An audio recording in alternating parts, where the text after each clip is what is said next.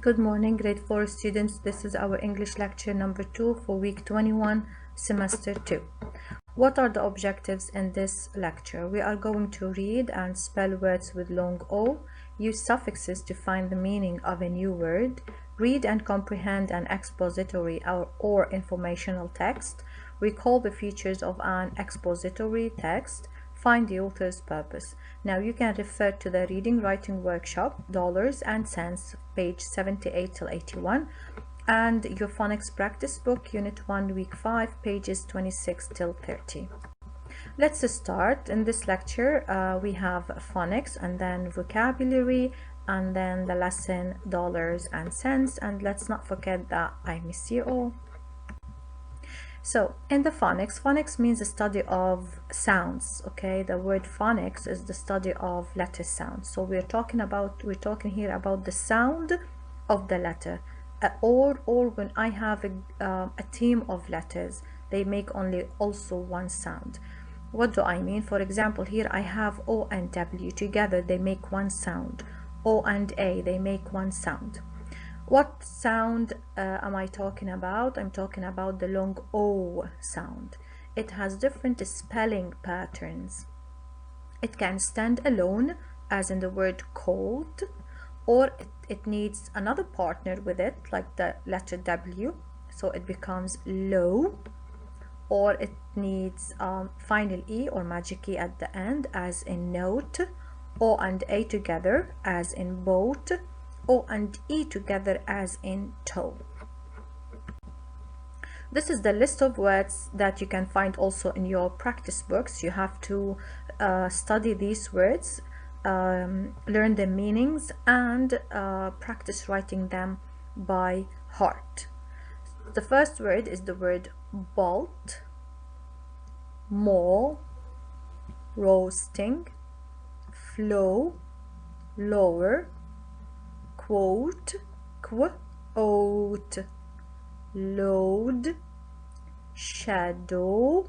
I can hear the O sound at the end with the pattern O and W. Chose, O and final E. Stole, O and final E. Grown, do you hear the O sound with O and A? Tall, long O alone, standing alone.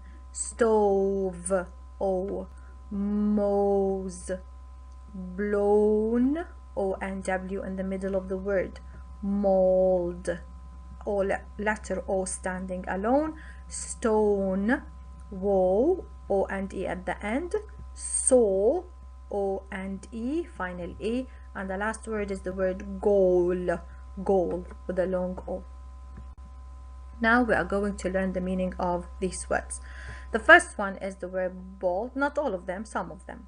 The first word is the word bolt. A bolt it can mean like this type of a screw, or it can also mean quickly or fast like lightning, so fast. The word mold is what you see on the ceiling or on the top of a room or a bathroom. Okay, this is like if you look up, you can see some mold on the ceiling. Toll, it's like you pay a fee. It means you pay some money if you want to use this road. Okay, we call it toll, like a ticket or permission for you to use the road, so you have to pay some. Here I have the word mow. As you can see, this man is trying to mow the lawn. Second one is the word quote. A quote is a saying from a famous writer or author. It can also be anonymous. For example, this quote says, "Everything will be so good so soon. Just hang in there and don't worry about it too much." And this word is the word mole. As you can see, this is a picture of a mole. It's this animal that digs underground and eats the carrots and the cabbages from the ground. Now I have the word sole. Sole is related to shoes. It is actually the bottom part of the shoes, okay? The bottom part of the shoes. Next I have the word grown. if you're holding heavy boxes or heavy things, you would probably groan, means like you will utter words of pain or sounds of pain. Woe, woe. This word means pain. It means something sorrow, something disastrous. Like if you are watching something, then you would feel woe. So now you have to open your phonics practice books on page 28 and try to solve this question, okay, using these words. I'm not going to solve them now. We will solve them together during our Zoom session.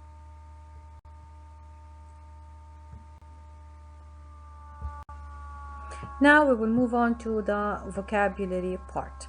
These are our vocab words. I have the word compassionate, compassionate, compassionate, enterprise, enterprise, exceptional, exceptional, funds, funds, innovative, innovative, innovative, process, process, process, routine, routine, routine, undertaking, undertaking, undertaking.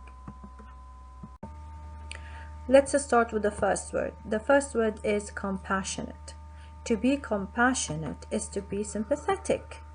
For example, I could tell he is a compassionate and caring, means compassionate also, person by the way he hugs his sister.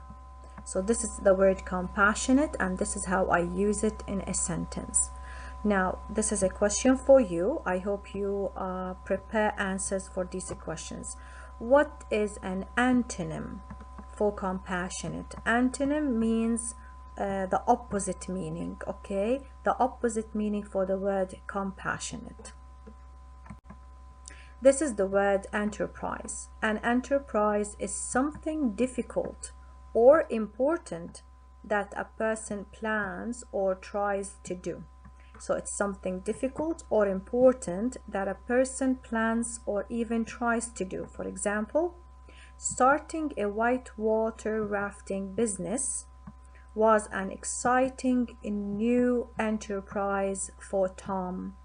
So this is how we use the word enterprise in the sentence. Now, a question. What is the first step in starting an enterprise? Okay, in starting a plan, okay, or something that is difficult or important thing. What is the first step you should do when you are planning to start an enterprise? Now I have the word exceptional. To be exceptional is to be extraordinary. For example, Monica is an exceptional and talented flute player. Exceptional means extraordinary. She's talented, okay? She's something that is like unusual. Now a question. How does a person become exceptional at doing something? This question is for you, and I want an answer during our Zoom. I have the word funds. Funds. Funds are money that is ready to use. For example, Nicole's class held a bake sale to raise funds to buy books for the library.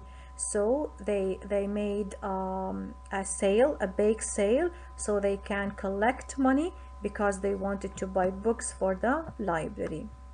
Question. What project would you like to raise funds for? What do you think we can make a sale for? What? To collect money and do what? Now I have the word innovative. Something that is innovative is new or done in a new way. For example, Sam enjoyed trying out the new innovative racing wheelchair. You can look at the picture to see Sam while enjoying his new wheelchair. Now, what innovative ideas can you think of This one is very important. I would love to hear your innovative ideas. Now I have the word process. A process is a series of actions performed when making or doing something. For example, an important step in the process of making a pie is to roll out the crust. Okay, so in this picture we know now that they are making a delicious pie, and during this process the most important thing is to roll out the crust. Question: what steps are in the process of baking? Routine. Routine. A routine is a fixed way or method of doing something. For example, Brittany loved the daily routine of walking her dog. This is Brittany and this is her dog, and she's walking him probably daily, and it became a daily routine. Now, why is it helpful to have a morning routine? This question is also important. Why is it helpful to have a morning routine? Undertaking. An undertaking is something someone decides. So undertaking is also related to deciding, okay? So it's something you decide to do or start. For example, cleaning up Tim's messy bedroom was going to be a big undertaking. It's going to be a big decision. Question: what would you consider a big undertaking? We are done with the vocabulary words. Now let's practice. Use a word from the box to answer each question. We have the words. The words are process, routine, undertaking, compassionate, funds, enterprise, exceptional, innovative. Number 1. What is another word for a regular series of actions?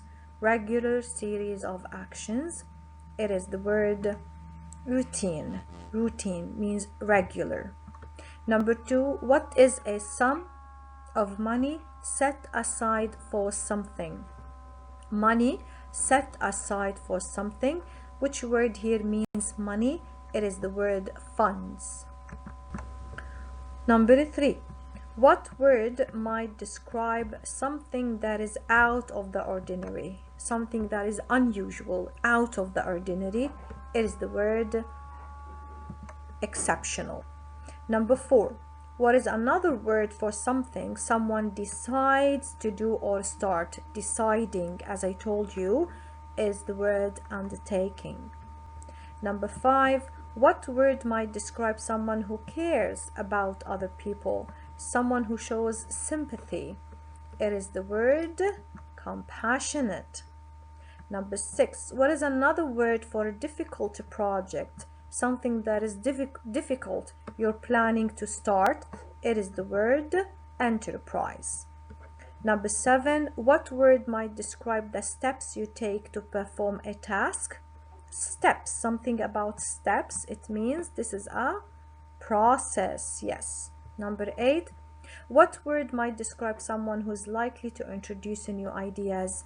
Someone who has new ideas, fresh ideas all the time. We say that he is innovative. Now we're going to start with our lesson. The reading lesson is Dollars and Cents. Now, how to read and understand? In order to read and understand, we have first to look at the essential question. What is the essential question? How can starting a business help others? So we have ideas now about our lesson. We are going to read about businesses and how these businesses help others. Next, because this lesson is expository, so sometimes we need to stop and reread. Rereading helps us understand facts and key details. It's very important that we look for the main idea in each paragraph, because the main idea is the most important idea in the selection. Key details. Key details, they tell about or support the main idea. Also, it's very important that while you're reading, you link. This detail is related to the main idea. This detail is not related, so it's not important. Also, we have to look for new vocabulary words. Sometimes we have new words that we do not know their meanings, but there are many strategies. You've already learned context clues, for example. You look for the meaning through the sentence. Now we can also use something called suffix strategy to figure out the meaning of new words. Suffixes, I'm going to talk about suffixes later on. Now also look for the genre of the lesson. Find out the genre of the text. For example, this informational text is persuasive. Okay, so the text that we're going to read, it is informational, but it is also persuasive. What do we mean by persuasive article? Dollars&Sense is a persuasive article. It is non-fiction. It means it's completely real. It's not imaginative. It states the writer's opinion on a topic. So while reading, we're going to see the writer's opinion. Is he with the theme or against it? It provides facts and examples. Facts can be related to years, probably numbers, graphs, for example, all these. It may include text features such as headings and graphs. So now we are going to watch a video about the essential question. Putting ideas to work. How can starting a business help others? Small businesses provide important benefits to the community. A bakery in New York helps new immigrants to the United States by teaching them how to bake. This gives them skills they can use to make a living in their new country.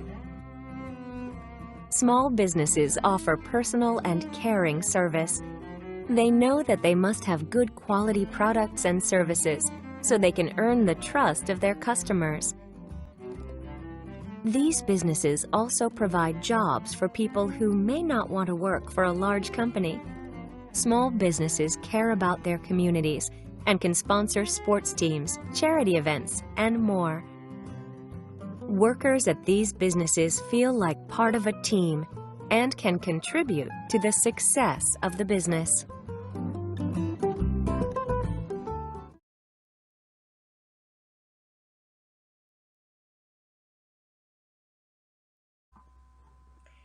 Behind the success of these big businesses is a desire to help others.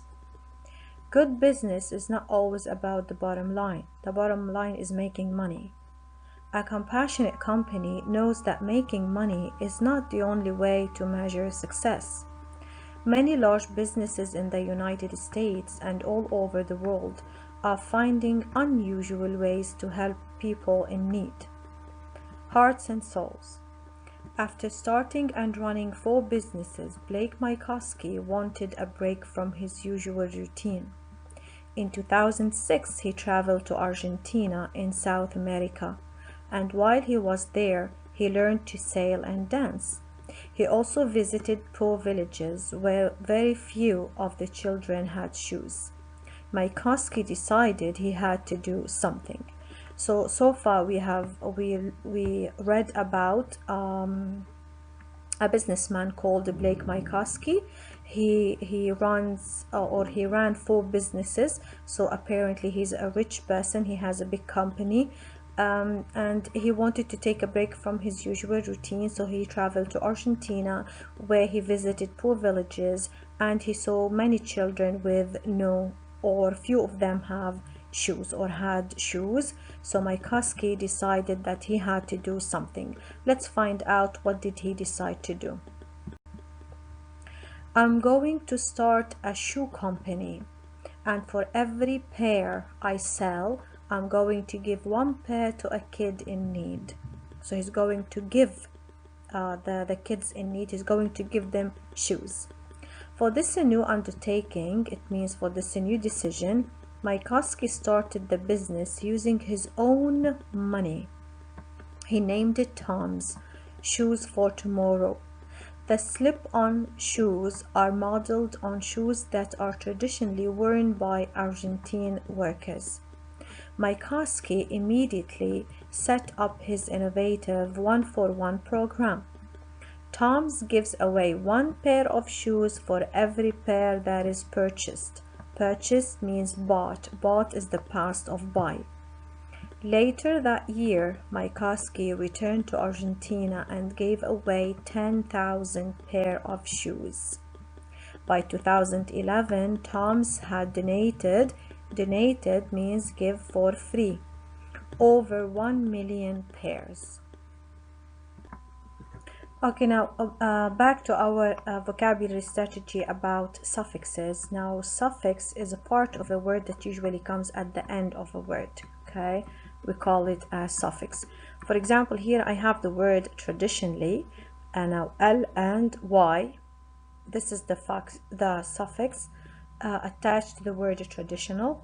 And also I have here immediately, because I also have L and Y. This is also a suffix. Now this suffix L and Y, it means done in the way that is. It means traditionally in a way that is traditional. Immediately in a way that is immediate. This is the meaning of this suffix. Moving on, the company has expanded to sell eyeglasses. In a similar program, which is one-for-one, one pair of eyeglasses is donated for every pair that is bought. Mikoski is pleased and surprised. I always thought I would spend the first half of my life making money and the second half giving it away. Mikoski says, I never thought I could do both at the same time. Giving back rocks. Have you ever seen a Hard Rock Cafe? The company runs restaurants and hotels. In 1990, the company launched a new enterprise, charity. Since then, it has given away millions of dollars to different causes. Its motto is love all, serve all. Now we are reading about a new company. It's not like the one we read before about for Mikoski. It's a new company. It's called Hard Rock Cafe. They own restaurants and hotels, so they are pretty rich. However, they also have a charity. They give away money for poor people, of course. One way the company raises funds for charity is by selling a line of t-shirts. The process starts with rock stars designing the art that goes on the shirts. Then the shirts are sold on the internet. Part of the money that is raised from the sales of the shirts is given to charity. Employees at Hard Rock Cafe locations are encouraged to raise money for their community. Every store does it differently. The Hard Rock Cafes are successful and they give back to the community. This is a picture of a place or one of the Hard Rock Cafe. Now this graph, it shows the most American charities that got the most donations in 1 year and how much of the money that was raised. Okay, for example, United Way worldwide collected this amount, $3,842,018,486. The Salvation Army comes second. AmeriCares comes third position. Feed the Children and Food for the Poor. These are American charities and this is the amount of money they have raised. The restaurant in Hollywood, Florida worked with some exceptional students from 2 Florida high schools. Together, they put an event to raise money for the Make-A-Wish Foundation. The foundation grants wishes to children with serious medical problems. You know, probably these kids, they have serious medical problems that can take away their lives. The bottom line. Everyday companies are thinking of innovative ways to give back to their community. If you own a business, making a profit is important. Profit means money. okay, making money. However, helping others is just as important as the bottom line. Helping others is good business too. Now, how do the two companies profiled in this article help others?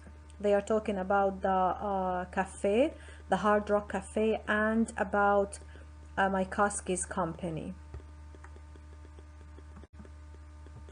Now we're going to talk about author's purpose. Author's purpose. The author can write for many reasons, maybe to persuade or to inform or to entertain. What is the purpose? Did you know that everything you read has a purpose? When an author writes something, could be a book, magazine, textbook, newspaper, even article, he or she chooses his or her words for a purpose. What is the author's purpose? The author's purpose is the main reason that he or she has for writing the selection. The author's purpose can be to entertain, inform, or even persuade. Our lesson is persuasive, so the article is the author's purpose is to persuade. What is the author's purpose? If it is to persuade, it means the author tries to convince the reader to do something or to agree with him or her. This is an example. My grandma should win Orange County's best pie contest. Her pie is the best in the world. These are all author's opinion. She makes it from scratch with the fresh cherries. Everyone who gets a taste of grandma's cherry pie agrees that there's nothing else on earth like it. She has entered this contest for the past 10 years but has never yet won. So maybe he's convincing others to vote for his grandma. My grandma is most deserving of the award this year, and I know she would be most honored to win. So as you can see, the author's purpose here is to persuade. What if the author's purpose is to inform? He would give true, factual information about a topic. For example, the first pies made in the 12th century were quite different than the pies we eat today. Those early pies appeared in England and were made mainly of crust with a meat filling. In fact, the pies often contained fowl, and the bird's legs were left intact to hang over the sides of the dish to be used as handles. Fruit pies are believed to have been created 400 years later in the 16th century. So it's the same topic, it's about pies, but this one is providing facts. What if the author's purpose is to entertain? The author writes something for a reader's enjoyment. For example, Juliet and Jeff dropped their backpacks by the door. Like always, the twins were ready for a snack after their long day at school. They spotted the last piece of pumpkin pie at the same time. They made a mad dash for it, like they ran very quickly, crashing into each other and the counter. Jeff snatched the glass dish up first, but didn't have a good grasp on it. When Juliet made a swipe for it, splat. Juliet, look what you did, Jeff cried. What do you think happened to the pie? It fell down, yes. They ended up without a pie, both of them. So this one, for example, is for enjoyment, reader's enjoyment. It's to entertain. That was the end of our lecture. Thanks a lot for watching, and we will explain all these skills in detail during our Zoom.